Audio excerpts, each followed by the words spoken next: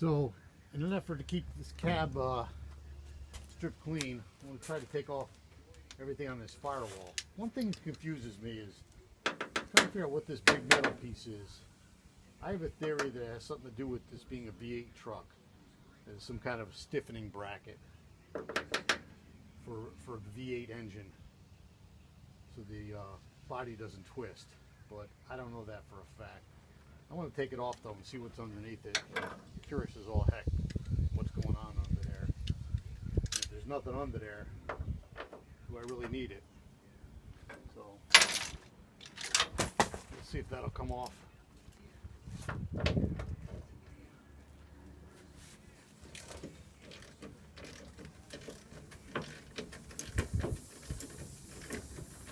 Yeah, I think it's just gonna, I don't think there's anything under it.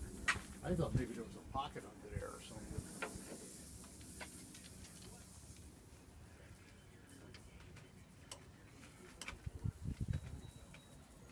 A lot of dirt behind there, that's for sure.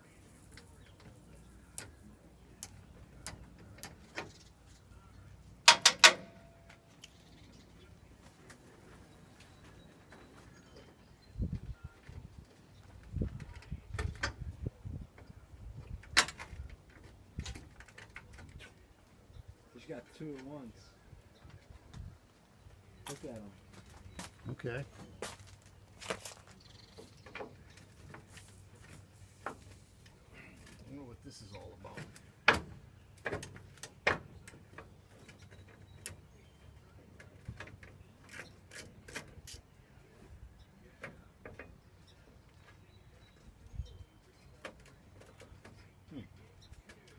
Doesn't want to come off.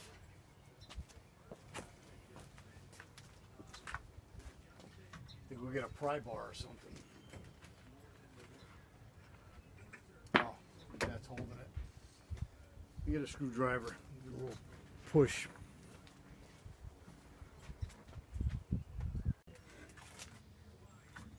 So I'll go to get this off and see that somebody bent this drip edge up, probably to get a bigger motor in. See if I can get on it and bend it down a little bit.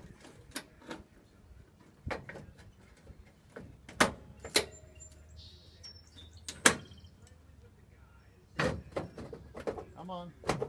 I don't understand. These are loose. I don't understand what those bolts are for. I get a little hammer and tap that down. I get my body hammer and a dolly.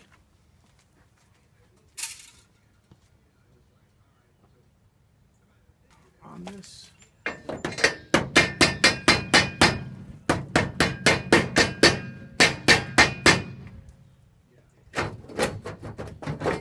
There we go.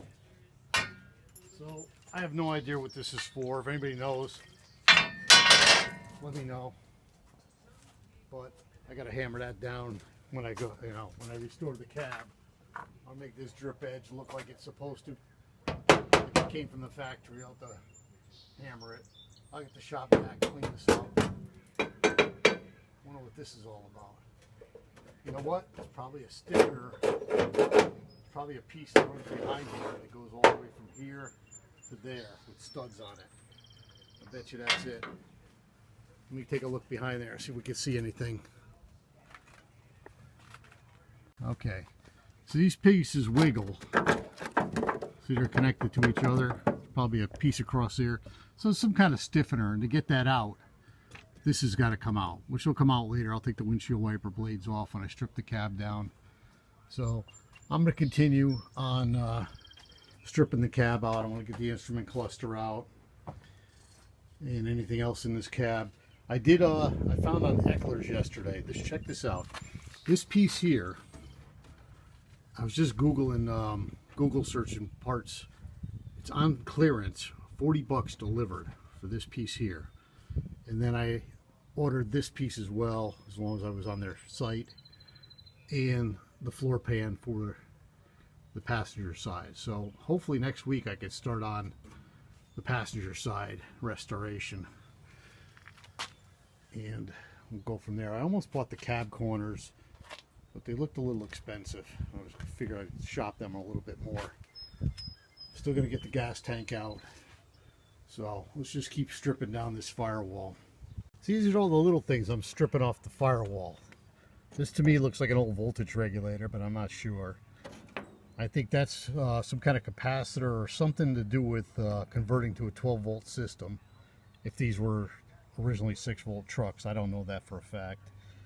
The dimmer switch with the wire loom. I want to keep all the looms. I took plenty of photographs. So I know where the looms are. As I come over here, I'm going to strip off this bracket here. Come across there, same bracket on the other side. That's the location of the ground strap. I documented where that is. These kind of retainers I gotta get from the inside. You squeeze those from the inside, get rid of those. All that rubber over there has got to get replaced. So firewall's almost stripped down. I don't know if I'm going to take the steering column off or take, I'd probably just take the steering box right off. See if I get the wheel off, just take it right out of the way, and then I can work on the instrument cluster. So yeah, I'll probably try to pull that steering wheel today. That's a good idea. Suppose I have a steering wheel puller, but I don't see where the holes go. I'll have to take a shot at that in a little bit. That might be something good to video. See if I can get this windshield wiper arm off. I got the other side off. I had to go on YouTube and look up how to get it off, but there's a little clip back here. I'm a little too short to see it. Let me see if I can grab it. I can get behind it. Yeah, there it is. I peel it back. It's kind of being held back at this point. And then I use a claw hammer, which, not the best tool for this, but it's got two points of contact. And let's see if I can just get that to come off. It's starting to come. I hope I got that clip pulled back far enough. I think I do. Yeah, I think it's coming.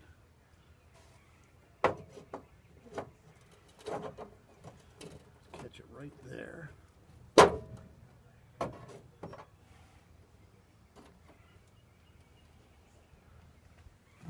Gotta get my step ladder to stand on here and work on this so I can see what I'm doing. This is hard on my knee. My left knee is sore. Pull this back.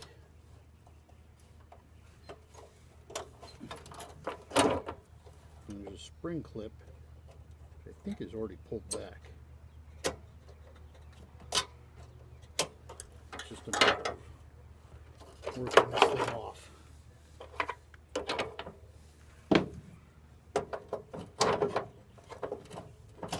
There it is. Done. Work on getting these off next. Everything's got to come off. Windshield, steering wheel. See if I can get how much I can get done today. But I'm saving everything. The steering wheel come off relatively easily. I was surprised. I was thinking about going after the cluster, the gauge cluster. I'm seeing they use different screws over the years. This gauge cluster's obviously been out. These look original. They're in the center. That almost looks like a drywall screw. It wouldn't surprise me. And that looks like a smaller version of a pan head. But we'll get this straightened out. These are in rough shape, so whatever. Take it apart, clean it up, put it back together. That's the plan for the whole truck. And if you haven't heard already, I am leaning towards finding a donor frame to set this on. I'm told 1988 C10. If anybody knows any other years that I should be looking for, please let me know, because I am no expert. Let's see what I can take apart next. Well, making some progress, getting this thing apart. Check this out. I took the trim strip off. There's a trim strip across here on the windshield, the lower windshield. Now I can peel that, break that. The rubber's rock hard, so just break it away and I can get the windshield out. I gotta get these retainer clips out. They go in the windshield. They might be all broken. I should probably look and see if other ones available or replacements available for where they go.